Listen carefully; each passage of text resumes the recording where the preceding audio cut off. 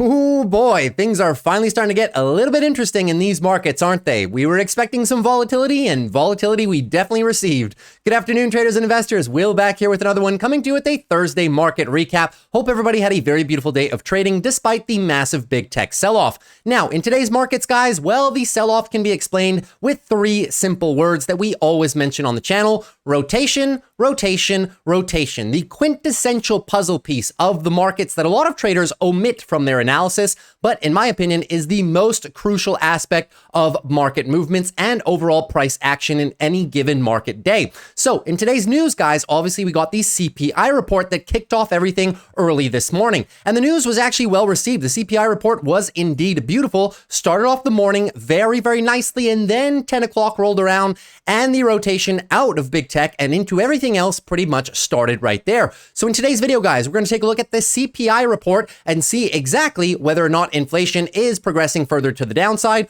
or whether or not is stalling, and which elements within inflation are doing better than others. Then we're going to take a look at one earnings report that I have prepared for you guys, and that is going to be Pepsi, which reported earnings before the open this morning, that they're going to give a very nice insight into consumer discretionary spending. And thereafter, guys, we're going to get into our major technical analysis rundown and see exactly what happened across the board on our major indexes, and especially our big tech names later on in the video. And then lastly, conclude with a very brief portfolio recap to see what I am doing in light of today's massive big tech sell-off. And obviously, guys, all throughout the video, most notably towards the start of the video, especially when I get into CPI and after CPI, after Pepsi's earnings, when we start the technical analysis on the SPYs and the QQQs, I will be giving my overall thoughts on market direction. So in the event that today's video is a bit longer than expected, guys, just always remember you can click down below in the description in the timestamps and skip to any video part of the video that you want, right? So without further ado, guys, let's get right into it. A lot to cover today. SPY down 0.86%, QQQ down 2.19%,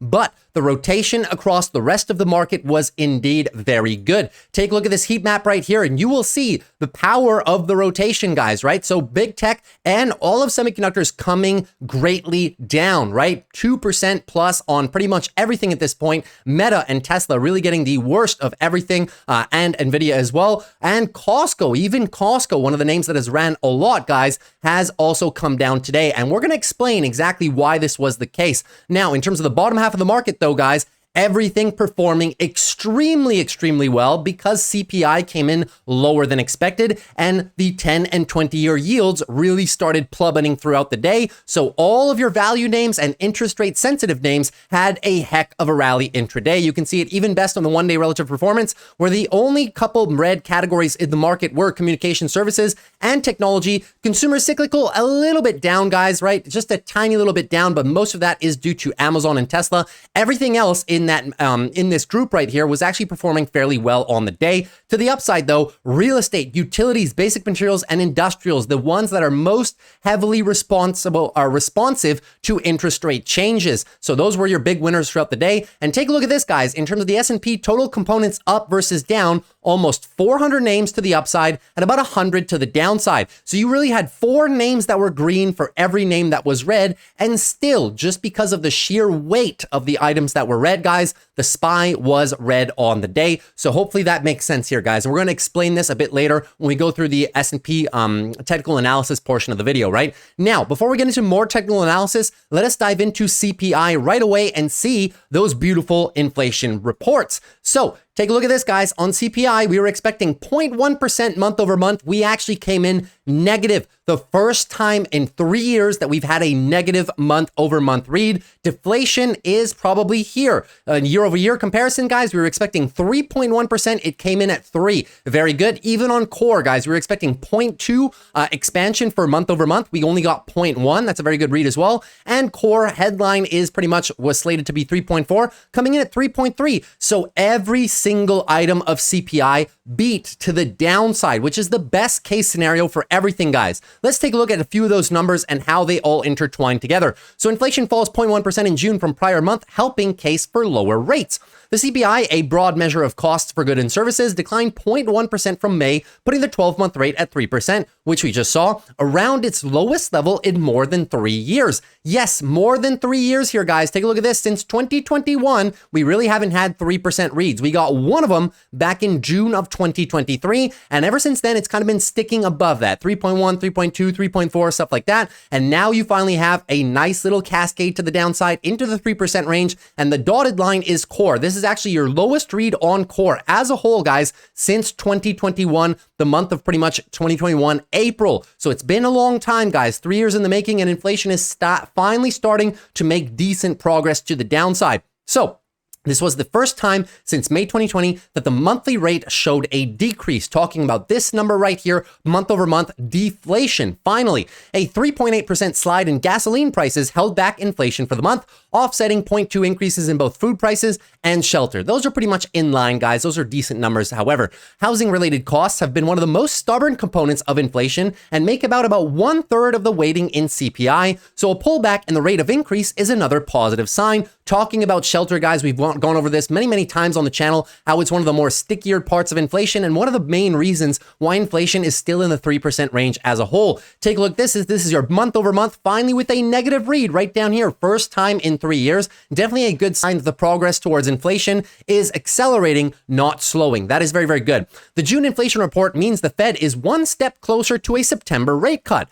A lot can happen between now and September 18, but unless most of the numbers pivot back into hot territory, the Fed's reasoning for not cutting rates may no longer be justified, said Chris Larkin, Managing Director of Trading and Investing at E-Trade from Morgan Stanley. He is talking about this right here, guys. These are your probabilities of a September rate cut. They now stand at about 85%, which is a big increase from just yesterday and a week ago when they were slated at just about 69.7% odds and 68.4 about a week ago. So looking pretty good, guys. And now a lot of traders are pricing in at least two rate cuts for the year. Here are your probabilities. So here you go. Here's the 86% probability, or 84 rather, right in line with that for the month of September rate cut. And then you can see between November and December, traders are pretty much pricing in almost another rate cut. So we should have two rate cuts if these projections are accurate. Now, the latest inflation numbers put us firmly on the path for a September Fed rate cut. The smallest gain in core CPI since 2021 surely gives the Fed confidence that Q1's hot CPI readings, talking about Jan, Feb, March,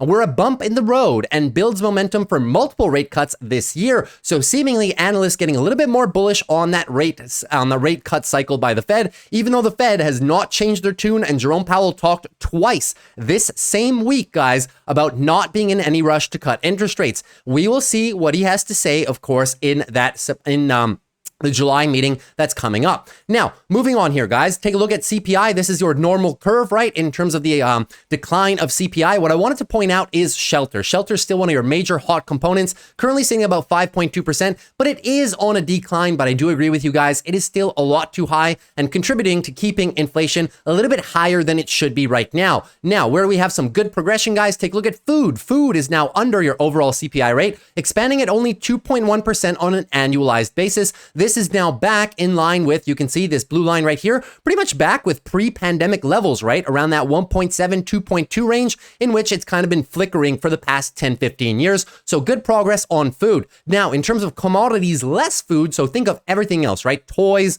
apparel, everything like that, right? So all of that, guys, is actually at a net deflationary cycle right now, coming down about 1.8%. Not too sure why it's showing a weird UI on the graph right now, but minus 1.8%, guys, finally back in deflationary territory, similar to what we had all the way through 2012, all the way through about 2018. So very nice, definitely contributing to bringing your overall inflation read down. And just a quick little tidbit here on shelter, guys. Shelter has been expanding. Here's the reads since December, right? Look at the month over month, always 0.4, 0.6, 0.4, 0.4, right?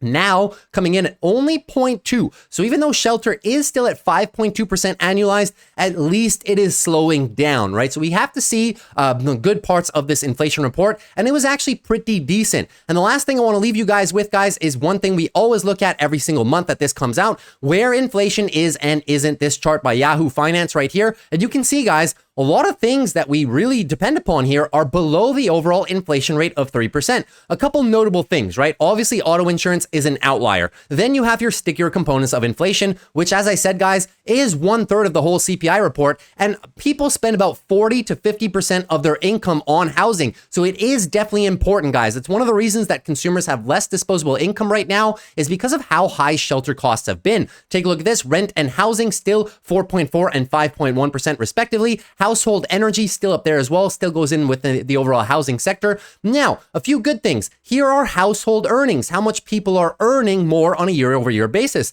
It is at 3.9%, which is well above the overall inflation rate. So you are actually gaining purchasing power. I know it's slow, but you are actually gaining purchasing power, not losing. That is a very important part. And now look how many elements, guys, are below the overall inflation mark, more specifically towards the Fed's 2% target. There's a lot of them. Education is below, prescription drugs, hotel rooms, pet and pet products, alcohol, college tuition, transportation, recreation, groceries. There's a big one. Only 1.1% annualized inflation. That is very good. Clothing as well. And then a few notable items down here. Electronics, gasoline is down a lot.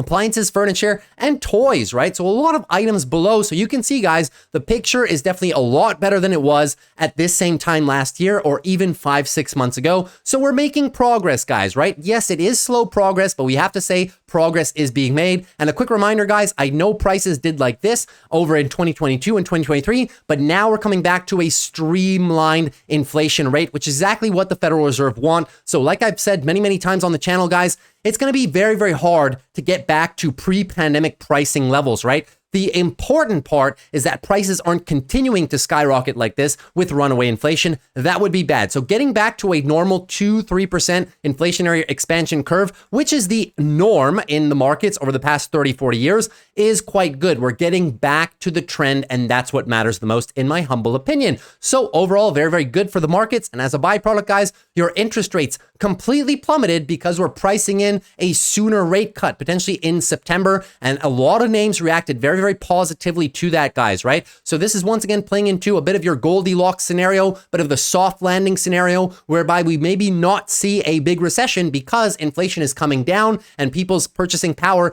is going up. Now, they are being a bit more cautious about what they're spending on, and we'll hear that from Pepsi as well. However, at least people still have money and they're not losing their jobs. So the economy is still strong, the jobs market is still tight, and inflation is continuing its trend to the downside, right? So yes, the economy is still moving forward, a lot slower than it was 2-3 years ago when money was free, but at least we're still moving forward and we don't see any major red flags, especially in the inflation component just yet.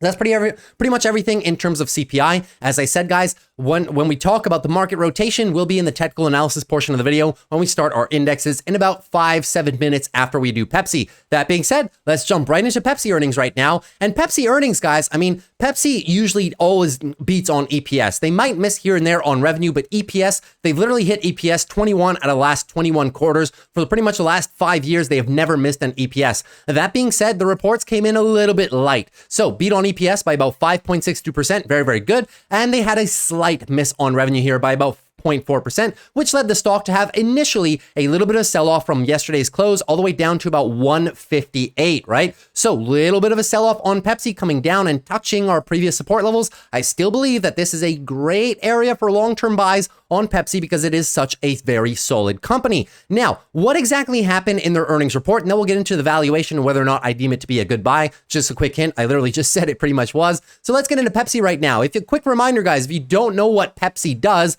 they do a whole lot of things other than Pepsi. Here are just a few of the drink brands that they either own or bottle, right? So Dr. Pepper is owned by Dr. Pepper Keurig, of course, but Pepsi has a distribution and bottling deal with them wherever they don't have factories. So a lot of brands here might be owned by Dr. Pepper, but Pepsi does the bottling and distribution for that company in markets where it does not have any factories to do it itself. Here is everything they own in terms of their snackables, right? So all the chips brands that they own, the Quaker brand that hasn't been performing too well. And then they also have a number of international brands too. Their strongest brand, of course, guys, yes, it is the Pepsi brand, but also number 2, quick runner-up, guys, Gatorade. Think of all the athletes and all the sponsorships that they get with Gatorade, right? Gatorade, pretty much one of your main sponsors at any major sporting event, right? Whether it be baseball, basketball, football, Gatorade is pretty much everywhere. So this company is extremely, extremely strong, guys. They don't only have one thing, they have many things. That's what I wanted to point out. Now, moving into the article, PepsiCo earnings beat estimates. Yes, they did, but U.S. demand weakens. We've been talking about this, and Pepsi's been talking about this, in all fairness, for the last 3 quarters at this point. So it should not come as a surprise that consumers are being a little bit more picky on what they spend on. Now, PepsiCo missed Wall Street's estimate for its second quarter revenue as its 3 North American business units reported declining volume in North America, right? The company also gave a more cautious outlook for its full year sales. It lowered its guidance by 1% on revenue. Not that much, but still a miss on guidance. Now, the company narrowed its revenue outlook for the full year. Pepsi now expects organic revenue growth of approximately 4%, a more cautious outlook than its previous forecast of at least 4%.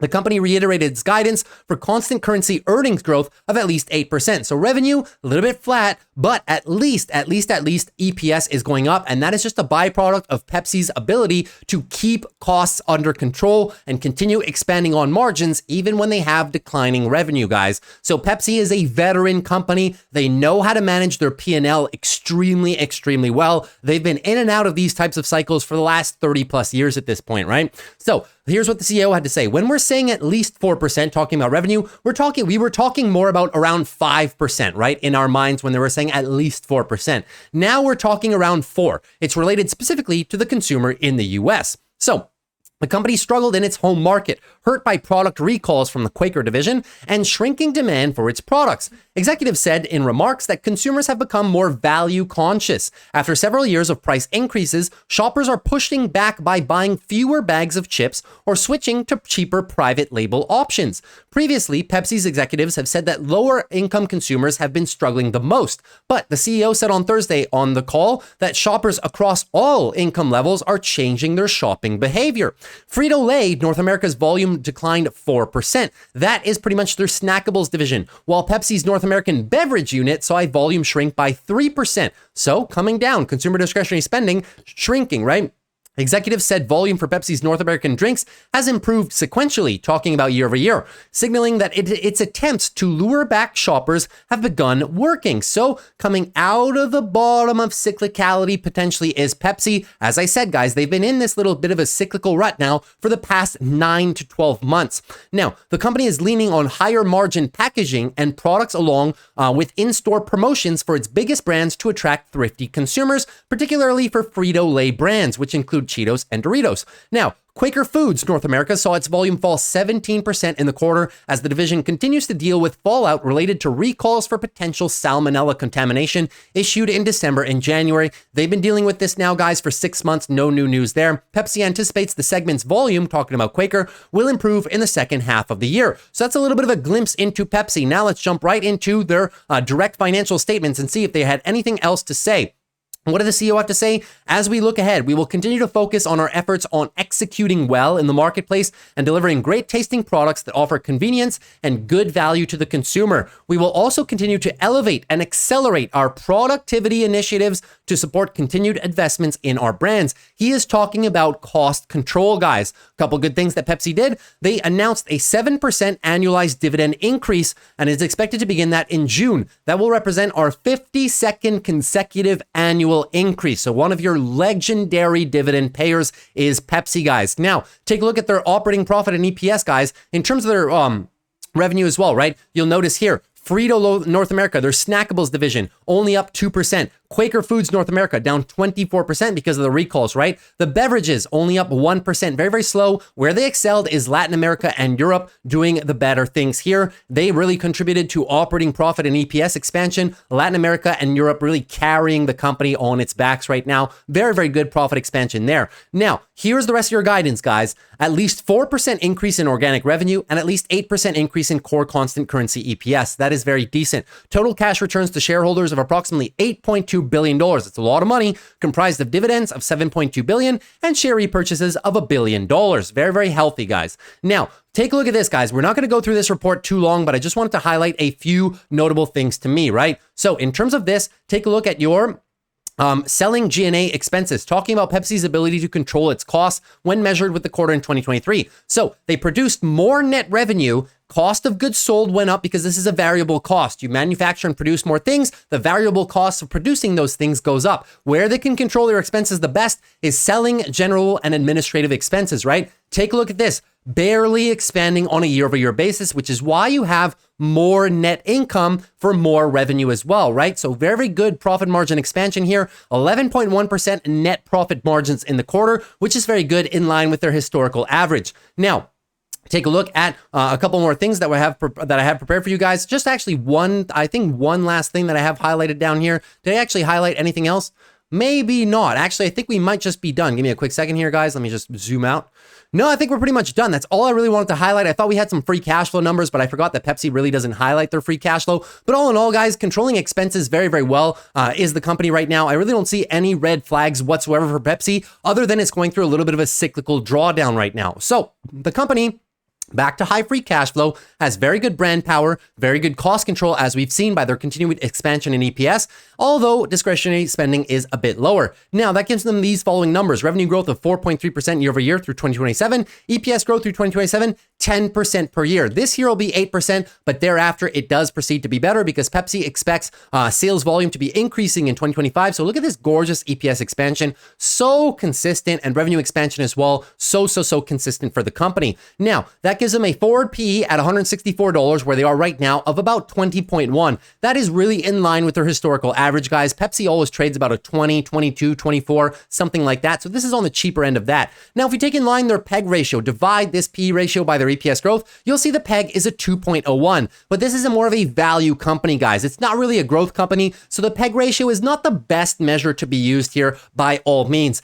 Usually what we want to look at is price to free cash flow. For a company that's paying a lot back to shareholders, generating a lot of free cash flow, we want to look at price to free cash flow. Now, anything below 2 is really, it means the stock is overvalued essentially. Anything closer to 4 or 5 means that the company's valuation in relation to how much free cash flow it brings in and the business on a yearly basis is good. 3.52, guys, for Pepsi on price to free cash flow is very strong. Now, take a look at their closest competitor, guys, and you'll see Coca-Cola roughly the same, right? So their PEG ratio is a 3.01. First glance seems high, but once again, guys, it's a value company. They're not really growing that fast. That's why the PEG ratio is not the best to do here, similar to when we use it for other growth stocks in the tech industry, right? Price to free cash flow for Coca-Cola is about a 3.6, which is not too bad, right? You really don't want to buy a stock when the price to free cash flow is under 3, just because the ROI is not the best on the company, right? When you have a nice discount, and these tend to go higher towards the 4% range, that is when these more value-oriented companies are a pretty good deal. So all in all, guys, I'm very happy with Pepsi's results. I mean, we could have expected a lot worse, right? But the fact that they're able to manage costs, the fact that they're able to uphold their margins, even though they have lower volumes overall, just is a testament to how solid of a company this is. I really like this stock. I've been saying it for pretty much a couple months at this point, guys. Anything 160 all the way down to pretty much 154-ish should be very strong support. Once again, guys, bouncing off the 50 EMA on the monthly today again, and Pepsi usually doesn't lose the 50 EMA more than a couple blips. You see, this was COVID, so it's an outlier, right? But once back in 2018, once back in 2015, and you can see how quickly they actually regained that 50 on the monthly moving average, guys. Also, the weekly 200 moving average, this green line, is right there as well. It's similar to the monthly moving average, guys. The weekly 200 is not lost that often by the company either, which is why I still do believe, guys, with the valuation down here, it's really not that bad. Price to free cash flow is pretty good. Building a longer term position in this company at these levels, I have no objection to, even if we are going to take it as a little bit of a swing trade, as I have been doing myself personally over the past couple of weeks of trading. So Pepsi, all in all, decent result, but just reiterating, guys, that consumer discretionary spending is a bit lower and people are being a little bit more conscious about what they spend their money on, right? A little bit of substitution going on here. Pepsi hinted at that. They're not stopping to spend on chips. What they're doing is they're substituting for lesser brand names, right? Like the no-name brands is what people are going for right now.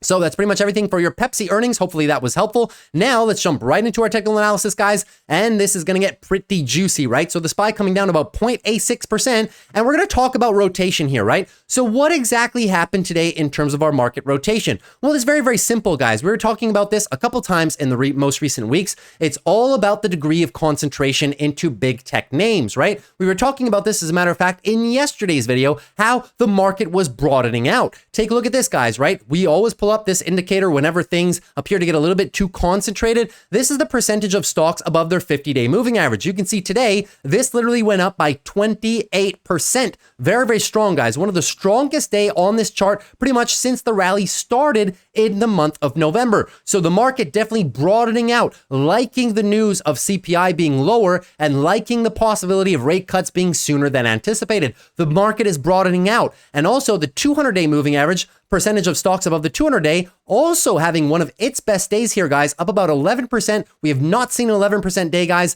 since December. So it's been a very long time that you had a broad-based stock market rally like this, right? However, what happened to big tech and Costco? Well, we have to remember, guys, why these companies ran in the first place. Now, Costco is included in one of the two parts of this analysis. Now, two reasons why these stocks that are currently red ran a lot in the past 6 to 12 months. Number one is obviously the AI narrative, and that still stands. Obviously, the thesis is increased productivity for these companies, so they're spending a lot of money now on training AI models, which is maybe going to forego the need for them to hire more employees, cut down on costs, and improve productivity, right? Very, very simple thesis. But what is the other reason that these companies ran very, very hard? It is because that they are very safe, right? All of these big tech companies, Microsoft, Apple, Google, Meta, Amazon, and NVIDIA, right? Not so much Tesla, but the rest, why did they run up, especially Costco too? Because they are extremely solid businesses. And in the past 6 to 9 months, when there's been so much talk about a potential recession, economic uncertainty, consumer discretionary spending lower, what do people do? The reason why the markets got so concentrated is because institutions went into the safety trade. This is the new safety trade because of how much money that these companies have on their balance sheets. They can withstand any form of consumer slowdown or any form of recession because they almost have no debt. They have a ton of cash on the balance sheet. So these are defensive plays. The reason why people bid them up so well, I would say it's about 50-50. 50% of it, the stocks were bid up because of the AI narrative, and another 50% is because they are cash cows. They are such solid companies that they kind of act as just a defensive play for the market, right? When everything else is doing nothing or going down and big tech is going up, people just pile into big tech because they're such a safe trade. Now what has happened today, guys? Well, now you have the broadening out of the market, right? This CPI report proved to everybody that inflation is really coming on a nice little downtrend. Rate cuts are actually coming sooner than people anticipate, and we may be able to avoid a recession altogether. So what are people doing? In my humble opinion, the AI narrative was untouched today. Nothing changed in the AI narrative. What did change, however, is people's willingness to keep their money in the most defensive companies. Now, I know they're not pure defensive plays. These companies are tech companies. They do run a lot on any given year, and they have very, very good investor ROI. But people may just be playing a little bit of a rotation game. All of the rest of the market that's been relatively muted for this entire year. I mean, we have had good gains, but you guys understand what I mean, right? These gains have far surpassed most of all gains that we've had at the bottom half of the market down here. So what people are doing, think of this as like a money market savings account. They're pulling money out of the savings account and they're going shopping for everything else that's been relatively kept low for the past 6 to 9 months. And they're just going shopping, buying the dip on everything else while pulling money out of here. So we have some institutional repositioning. Nothing fundamentally has changed about any of these companies today. In my opinion, just a very big case of market rotation. And as I explained, because of the size of these companies in the market, even when the rest of the market has one of its best days all year, guys, just the sheer weight of these companies pulling down multiple percentage points, it ends up with a red day overall in the SPY, 0.89 or 86% to the downside, even though we had 4 times the amount of names that were up than down. So just keep the focus on the rotation. Was today a fear-driven sell-off? No, money was not exiting the market. It was just moving around and rotating. So obviously one day of big downside is not enough to set a trend. We will monitor this on a day-to-day basis. But keep in mind, guys, I don't have a crystal ball, right? One of a couple things that's going to happen here. Number one, this is just one red day and tomorrow might be better. We have producer inflation tomorrow numbers. We also have the bank earnings tomorrow. So we'll see, right? This could just be a temporary, just only big tech sell-off, right? A little bit of consolidation, healthy pullbacks that we've been expecting on all of big tech, and then we may just resume a broad market rally, right? Case in point, number 2, what could possibly happen, guys? Well, obviously, this could just be the absolute top of the market, and even though we may get some continued rotation into the bottom half, guys, these big names, if they continue pulling back, it may just pull us back further and further and further. And if the market comes down too much, then obviously you get talks about potentially recession fears and stuff like that, right? So it can go either way right now. I'm of the opinion that it's more of the first camp, the healthy rotation and the market just broadening out, because big tech was very, very concentrated, a little bit overvalued, and had ran a lot, right? Think of the rallies on Tesla, Apple, Amazon, Google, Microsoft smashing new all-time highs every single day pretty much, right? They have run a lot, and we have to admit it to ourselves. So I do believe this healthy rotation could possibly continue. We'll keep an eye. The price action is going to tell us everything over the upcoming week here, guys. So moving on to the technical analysis, guys, right? SPY, let's not forget who's in control, even after this one day of downside, right? Daily uptrend on the SPY, we were expecting a potential pullback, right?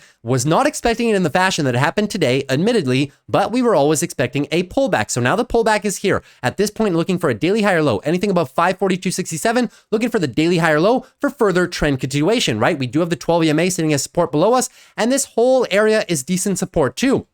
However, if ever we start pulling back even harder, set up for the daily downtrend, you guys must understand how much space we have on the weekly. Anything above 519, looking for a weekly higher low for healthy trend continuation. So we will take this one day at a time. As of now, the bulls are still in absolute complete control of everything, but I would not be surprised if this consolidation lasts potentially for more than one day. Moving on to QQQs right now. So QQQ obviously bearing the brunt of today's drop, down about 2.19%. We have not had a 2% decline on the QQQs.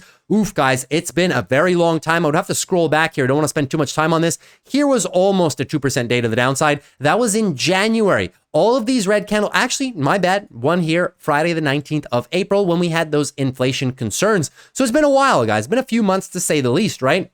That being said, did wonders in cooling down our shorter term timeframes. Look at the daily, was severely overbought, and we were pointing this out. Now, back to more manageable levels. The 4 hour, significantly overbought for days and days and days, now back to significantly more manageable levels. The 1 hour went from straight overbought to pure oversold. So all of your longer term timeframes, guys, have done a great job of getting cooled down in just one day of trading. So the QQQ, similar, guys, looking for the daily higher low, pretty much anything above 476.25, looking for that daily higher low for the further trend continuation. 12 EMA is sitting right here. And we do have a nice little first line of defense, which is pretty much this line right here. So previous resistance should be newfound support, and that is sitting roughly at around the 490, 488 level. So it could just be a case of touch and go if ever the markets are able to recapture themselves after today's big surprise downfall, right? Or if ever we get some extended daily downtrend consolidation, you guys must understand as well on the QQQs, right? The weekly uptrend, anything pretty much above 442, just looking for a weekly higher low for the further trend continuation. I apologize. I think yesterday I said the weekly higher low was here, but if you look at these two candles, they did close a higher high. The thing to watch is not necessarily the lows when we're putting in an upswing. Are they putting in a higher high every single week? That's how you know that the weekly upswing is one singular motion. So as of now, it is one singular motion. 443, anything above that, just going to be looking for a weekly higher low in the event that this pullback lasts more than just one day and cools off our big tech names a little bit more. The bulls still do have tons of space, guys, right? And your overall bulls are in control of the monthly too. Never forget that as well. So moving on to XLF financials right now. Financials, big day for them tomorrow, but we have created a ton of space off of our worrisome area, which was these lows right here. So even if earnings tomorrow are a disaster, guys, look at the amount of space we have.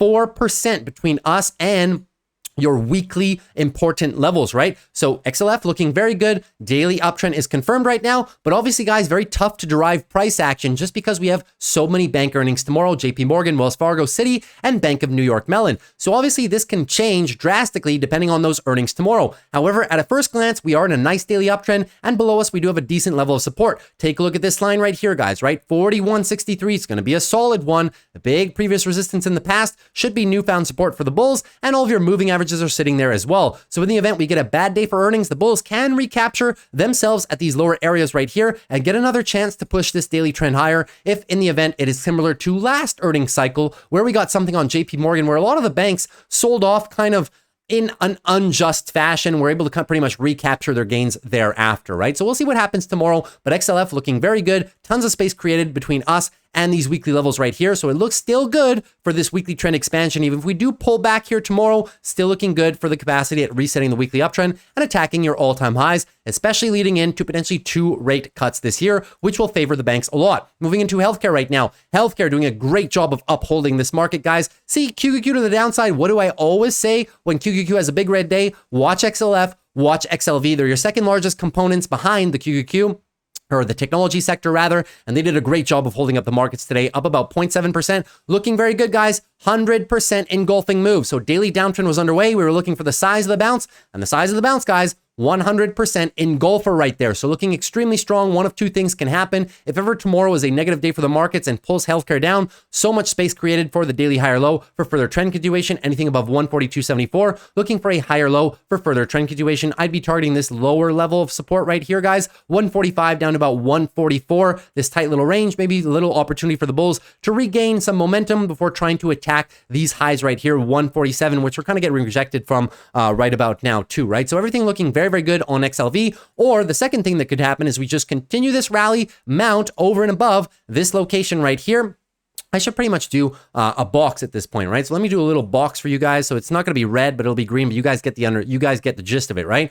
The other thing that can happen is we just continue this momentum to the high side and then come back and use this previous resistance, all-time high resistance, as newfound support and continue the trend that way. Either way, the bulls are looking very, very good for continuation of the uptrend, creating a lot of space between us and the daily lows. And even on the weekly, guys, looking pretty good for this weekly trend continuation past our all-time highs. So healthcare as a whole, looking good for the breakout. Monthly is also looking pretty decent.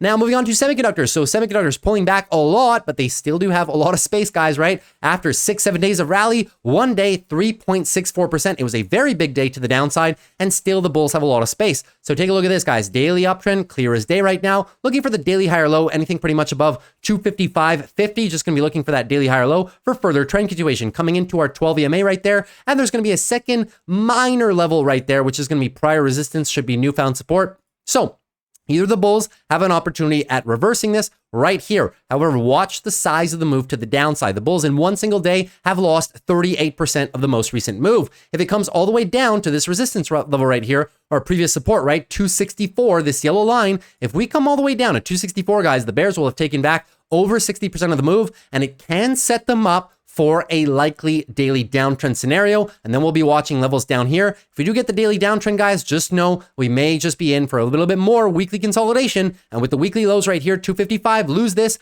and you lose the weekly uptrend, similar to exactly what happened back here in last fall. We have not really lost the weekly uptrend in recent memory, even right here, right? The lows were right there, and we never even got close to them before putting in another rally. So let's take it one day at a time. Price action will be key. None of us have a crystal ball, guys. It's all about the levels and what to watch, and keeping an eye on the rotation. And in terms of our juicy swing trade opportunities, keep in mind all the stocks that I told you guys about yesterday at the end of yesterday's video, all of them are up today. What is down? Big tech. So finally some love getting shown to a lot of stocks that have pretty much been at very good support levels and are all very good companies. Like, you know, we were talking about Berkshire, Vici, Visa, McDonald's, Louis Vuitton, Pepsi. We're talking about Intuit. We're talking about AbbVie. We're talking about Salesforce. Uber had a good day today, right? All of them pretty much having a good day today. Now moving into IWM. IWM has to be the star of the day today, and you need to look no further than exactly what happened on interest rates, right? 20-year yield coming netly down, 10-year yield also coming netly down, and that did wonders for your Russell. Russell exploding today, 3.6% to the upside. Why? Because as I said, guys, this is the risk on trade. Obviously, with CPI coming down, one of our record levels that we've hit in the last couple of years, as a matter of fact, it just it leads to speculation about there not being that big of a recession, if any, and it just leads to a more risk on appetite sentiment in the markets, right? So Russell being one of the major winners today, one of their largest days in recent memory, very, very healthy. So finally broke our level we were watching, 204.50. So now daily uptrend is clear as day. And where did we stop out today, guys? The same level. This line's been on the chart now for pretty much the last year at this point, I dare I say, right? So 210, 211 is exactly where we're encountering a little bit of resistance. Very, very normal for this chart, in my opinion. So if ever the bulls can't get it done over the course of the day tomorrow and have to pull back, just know there's tons of space. Anything above 200.5, just gonna be looking for that daily higher low for further trend continuation. Now that we're above this most recent area of pretty much resistance, 207, 206, could be a likely area where the bulls fall back into and maybe make a second attempt at it. That second case scenario is if ever we come in above tomorrow's level, this could be a juicy swing trade opportunity, guys. This will be one that I'll be taking myself. I was waiting for 193, 190 to the downside to build a position, but I am willing to get a confirmation on a secondary trade entry, which will be the breakout of a prior 1.5 year range. Breakout and maybe retest it as support could be a decent opportunity for some entries right here to get that continuation further. So one of two trades on the table for now in terms of the Russell. Fantastic performance on the day. Moving on to the Dow Jones right now. So Dow Jones also not looking too bad despite the big tech sell-off. Why? Because the Dow Jones is not a market weighted or market cap weighted index. Dow Jones is a price weighted index. It's completely different, right? The companies that have the highest weight in the Dow Jones are the companies with the highest share price, not market cap, right? So the highest price per share.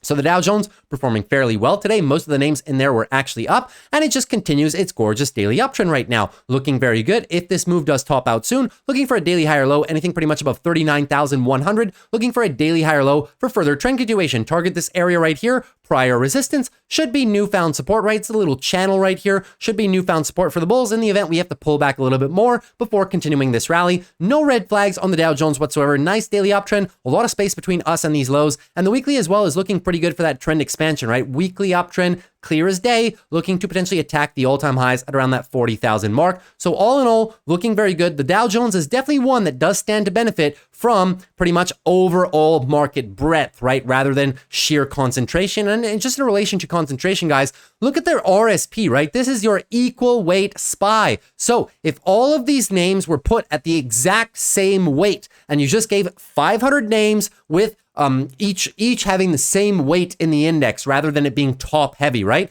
Well, your relative performance S&P 500, right? The equal weight one actually had one of its best days in recent memory, up 1.21%, right?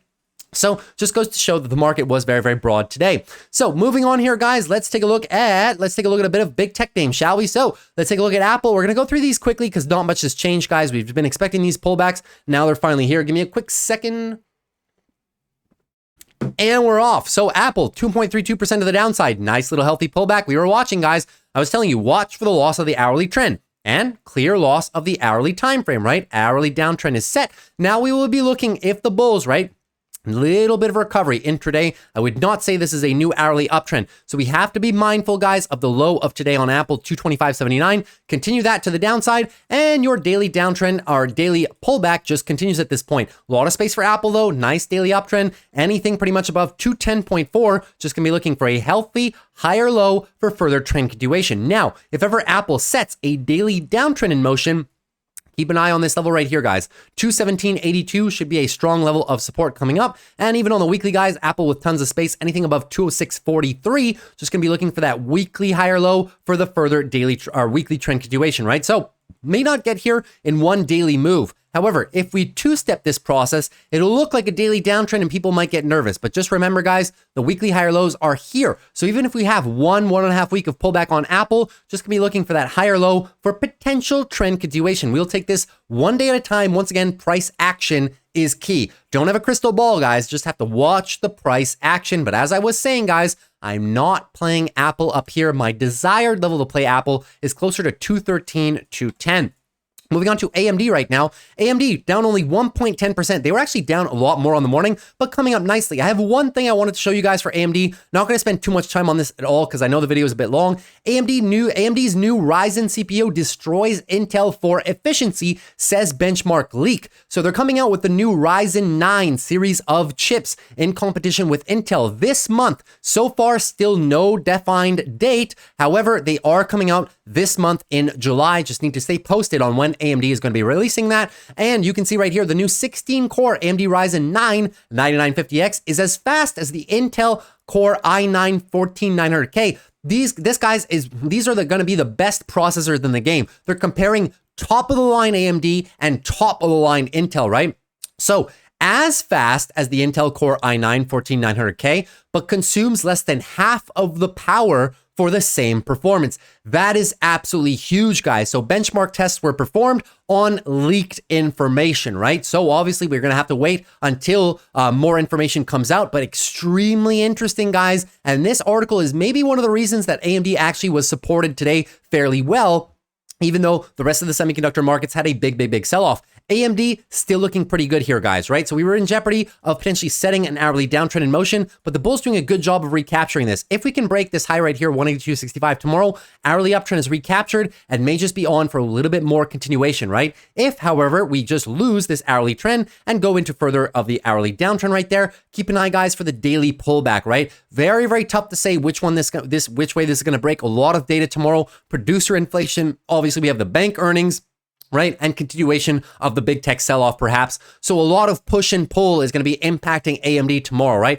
If it was only the company specifically, I really do think this has a good chance of continuation. But if it gets dragged down by the rest of the market, guys, can't really be AMD's fault either, right? So still looking, daily uptrend is key right now. Where are we getting rejected? The classic area I pointed out in the past, prior resistance, current resistance as well. And if we do have a little bit more daily pullback, guys, tons of space. Daily uptrend is clear. Anything above 154, going to be looking for a daily higher low for maybe a second attempt at this 185 level that we're struggling with right now. Likely zone of pullback, I labeled it here on the chart, guys. Keep in mind 173 down to maybe 170. Prior resistance should be newfound support for the bulls, and most of your major moving averages will be there if ever we pull back a little bit more. And even if we set a daily downtrend in motion, guys, right? Lower low, lower high, lower low, no problem at all. On the weekly, guys, tons of space created. Weekly uptrend is very nice. Any weekly pullback, going to be looking for a weekly higher low. Anything above 153, just looking for a weekly higher low for further trend continuation. So AMD on its own, not looking too bad, holding up fairly well. I will be playing this one if we do come back down into this territory.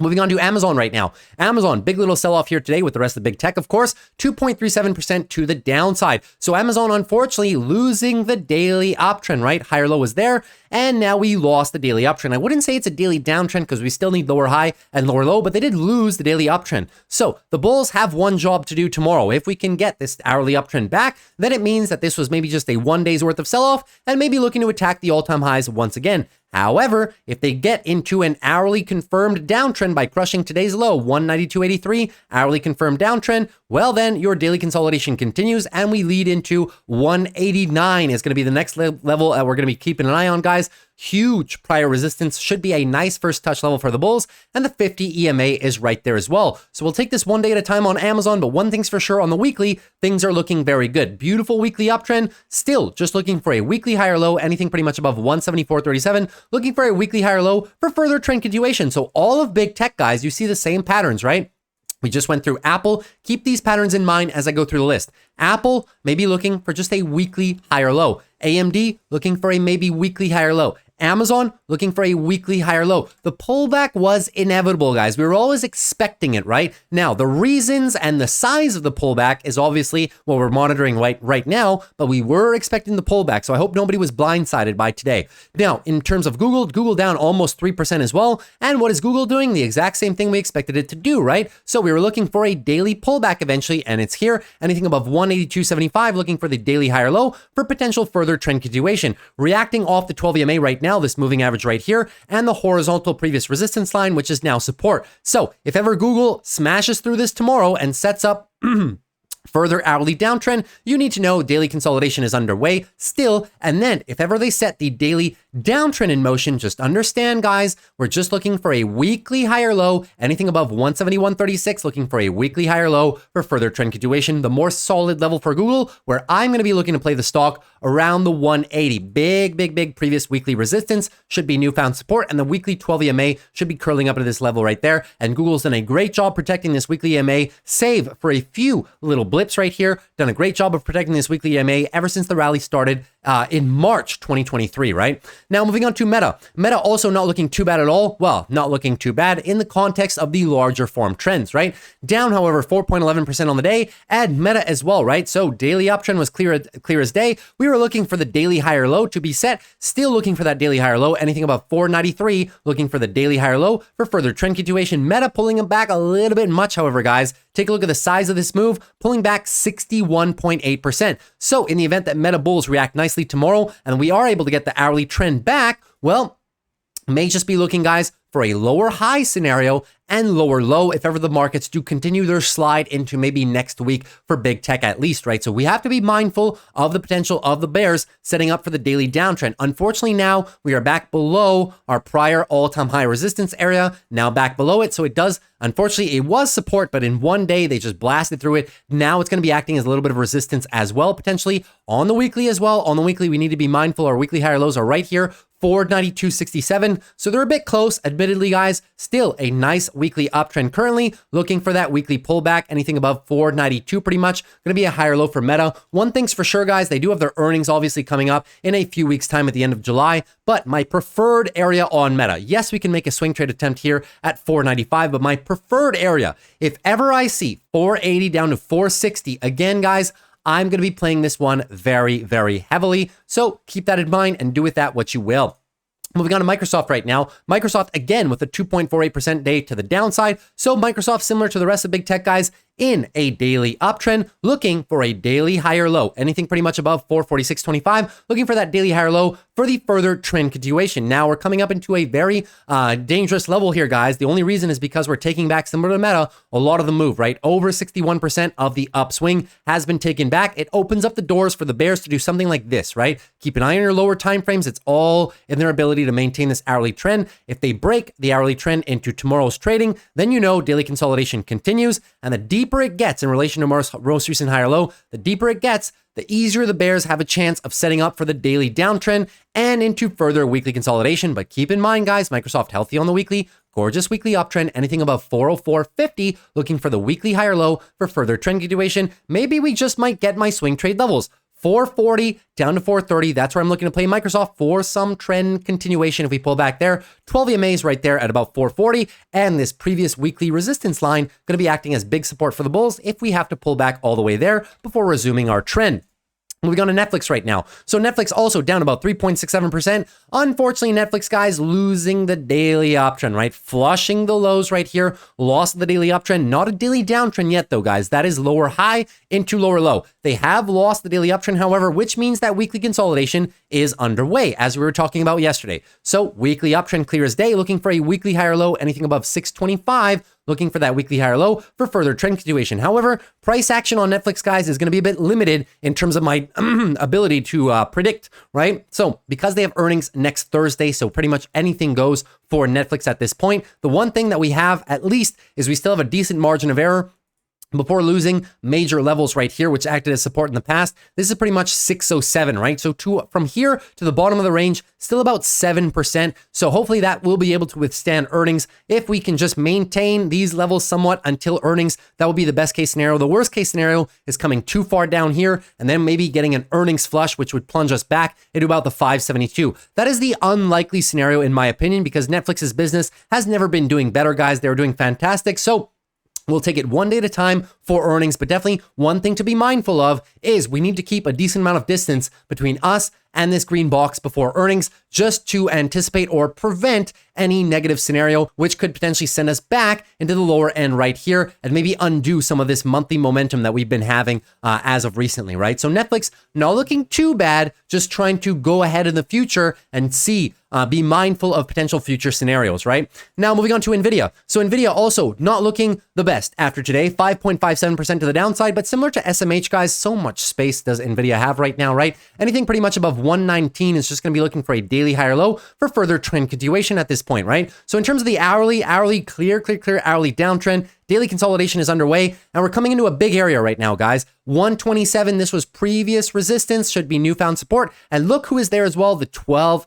EMA on the moving averages. So it's up to NVIDIA to really protect this location. Come any further than this, guys, and we're going to be starting to lose the momentum for the bulls, right? Any lower than this, break these resistance levels, which are now support, right? Break them to the downside, come all the way as low as 123, and you really give the bulls a heck of a chance at setting up something like this, right? The daily downtrend shift over to the bears and maybe loss of the weekly time frame if we lose this low 119 as well, right? Could be a loss of the weekly. That'll be the first time NVIDIA loses the weekly since pretty much last fall. So it will be notable to us, but but still, this is only one single day. Potentially NVIDIA tomorrow can have a nice 2% green day to the upside, and we'll just continue this daily uptrend. So we'll watch the price action one day at a time, but I definitely start getting more and more interested as NVIDIA pulls back down into these levels right here, starting to write some puts, 115 all the way down to maybe 110, right? Just looking to play a very decent swing trade opportunity on NVIDIA. If ever we start retesting some of these lower levels with a lot of momentum, I'll be sitting right here with my orders. If they get filled, perfect. If not, it was a good attempt. Moving on to Tesla right now. Tesla obviously bearing the worst majority of today's trading, and that is for one single reason, guys. Unfortunately, Tesla today pushed back their robo-taxi event, which was slated to be August the 8th. It's now been pushed back to October the 8th or 18th. I'm not too sure. One of those two dates. So they delayed it by 2 months, obviously, which absolutely killed Tesla's momentum today, right? Uber had a good day off of that because obviously, robo-taxi business could kill a little bit of Uber's business. So when Tesla delayed the event, Uber's stock went up by about 6% at the same time, right? But Tesla pretty much was holding up the morning better than most, right? So while the whole market was selling off at the 10 a.m. mark, Tesla was holding up relatively fine. And then the delay news came out, and look at this half hour of trading, guys. Really not having a good time, and it was just a straight downtrend the rest of the day. So down about 8%. 8.5%. We were expecting this though, guys. We were expecting the eventual pullback on Tesla. Maybe not. We were not expecting the reason of the pullback being the delay of the robo-taxi news, but we were expecting a pullback, bit of a violent one, as a matter of fact, today. So who is still in control? The bulls are still in control, guys. Nice daily uptrend as of currently. Anything above 180.41, looking for that daily higher low for further trend continuation. In relation to the size of the move, guys, even with 8%, the bears have taken back almost nothing. Not even 30% of the entire move has been taken back. So the bulls still do have a lot of control. We are also coming into this location that I've labeled on the chart prior, nice area of congestion right here.